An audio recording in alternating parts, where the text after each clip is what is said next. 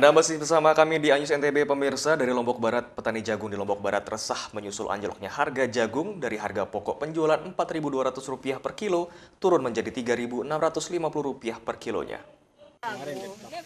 Turunnya harga jagung mulai dikeluhkan para petani di Lombok Barat. Harga jagung anjlok atau turun ke harga Rp3.650 per kilogram dari harga pokok penjualan Rp4.200 per kilogram. Sebelumnya pemerintah daerah NTB mengeluarkan harga pokok penjualan jagung Rp4.200 per kilo, namun para petani masih bingung dengan HPP tersebut karena tidak dijelaskan standar penjualan. Petani dan pengepul jagung mengaku rugi akibat anjloknya harga jagung karena biaya produksi untuk harga pupuk dan pestisida mengalami peningkatan. Akibat anjloknya harga jagung, petani juga menunda panen jagung mereka hingga harga normal. Jadi harga di petani ini sangat merugikan untuk petani. Pertama karena semua harga saprodi itu mahal semua. Jadi ini salah satu caranya dibidamkan dulu di pohonnya untuk tunda. Untuk panen ya. Harapan bisa ada kenaikan harga. Jadi ini kita harapkan peran pemerintah untuk membantu petani untuk menaikkan harga. Untuk sekarang harga jagungnya anjlok sekali ini.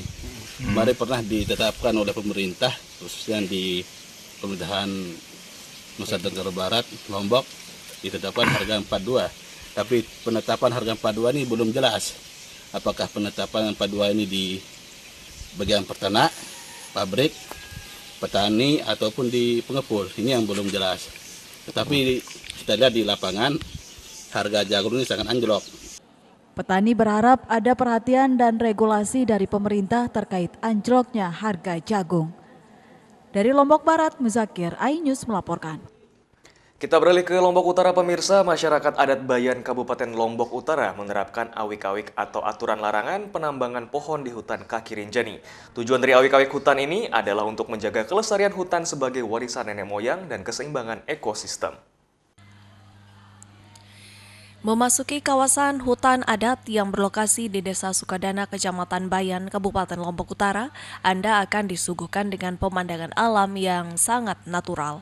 Untuk memasuki kawasannya pun tidak boleh sembarangan, karena Anda harus dipandu oleh tokoh masyarakat adat setempat dengan menggunakan pakaian adat tradisional masyarakat adat Bayan.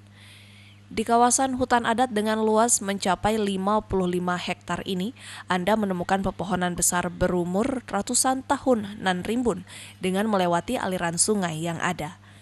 Kawasan hutan adat dipimpin oleh 3 ketua, yaitu yang pertama disebut Kiai Adat, kedua Amak Loka, dan Pemangku.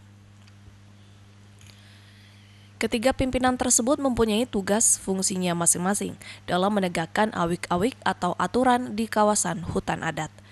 Jika larangan tersebut dilanggar, maka sanksi atau hukuman secara adat diterima bagi yang melanggarnya. Awik-awik berat, lebih daripada undang-undang negara. Nah, apa sebabnya? Siapa berani sebanyak orang sampai menyangkut sampai 2 desa salah suatu, tidak berani menebang secara global ilegal, itu pemendaman 7 keturunan. 7 keturunan. Contoh kita turunan anak punya turunan, bayi punya turunan, itu loh. Itu disumpahin ya? Disumpahin. Tidak selamat gitu? Tidak selamat. Selain hutan adat, juga terdapat rumah adat tradisional Bayan yang berjumlah 3 unit, terbuat dari bambu beratapkan ilalang, serta di sekitarnya terdapat 1 unit masjid kuno. Rumah adat tradisional Bayan dan masjid kunonya ini merupakan simbol dari masuknya penyebaran agama Islam ke Pulau Lombok dari arah timur. Hutan adat mempunyai luasan 55 hektar, berada di bawah kaki Gunung Rinjani dan masuk dalam wilayah 2 desa, yakni Desa Sukadana dengan Desa Persiapan Batu Rakit, Kecamatan Bayan, Kabupaten Lombok Utara, Provinsi Nusa Tenggara Barat. Dari Lombok Utara, Tim Liputan iNews melaporkan. Kita beralih ke Lombok Barat, pemirsa. Objek wisata Kerandangan Senggigi Lombok Barat tidak hanya menawarkan wisata pantai. Taman wisata alam Kerandangan dapat menjadi pilihan bagi pencinta trekking untuk mengeksplorasi alam bebas. Dan seperti apa keseruannya? Berikut liputan selengkapnya untuk Anda. Lombok Barat tidak hanya menawarkan wisata pantai, tetapi juga wisata alam. Taman Wisata Alam Kerandangan menjadi salah satu alternatifnya menikmati wisata alam di kawasan Kerandangan Senggigi, Lombok Barat. Taman Wisata Alam menghadirkan paket alam komplit bagi pecinta alam, mulai dari trekking, menyisir alam, beragam jenis fauna dan flora, serta 2 buah air terjun yakni air terjun Gunung Walet dan air terjun Putri Kembar menjadi daya tarik tersendiri. Perjalanan menuju Taman Wisata Alam Kerandangan tidak jauh dari Kota Mataram, hanya menempuh jarak sekitar 30 menit untuk sampai di Taman Wisata Alam Kerandangan.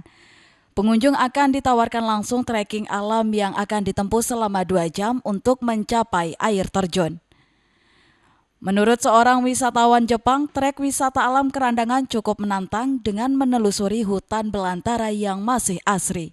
Beberapa tempat saya kunjungi air terjun, rata-rata ada sampah plastik. Itu saya tidak suka. Tapi kalau di sini tidak ada. Bersih tadi. Ya, itu saya senang. Nah, kalau saya kadang bawa tamu dari Jepang, jadi kalau besok saya mau bawa tamu ke sini kalau bersih begini. Sejak dibuka tahun 2009 lalu, wisata alam Kerandangan sudah mulai dilirik wisatawan mancanegara maupun domestik. Ini memang dikenalnya dibuka memang sudah lama, tapi kalau untuk sentral sekitar tahun 2009 ya, yang memang baru bisa diekspor dari masyarakat luar maksudnya. Kalau dari masyarakat setempat di sini udah lama. Kedepannya pihak pengelolaan akan terus mengembangkan wisata ini untuk menarik wisatawan dengan memperbaiki infrastruktur serta fasilitas.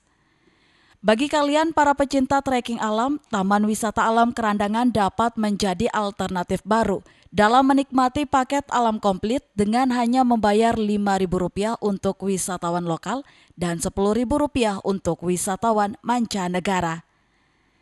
Dari Mataram, Tim Liputan iNews melaporkan.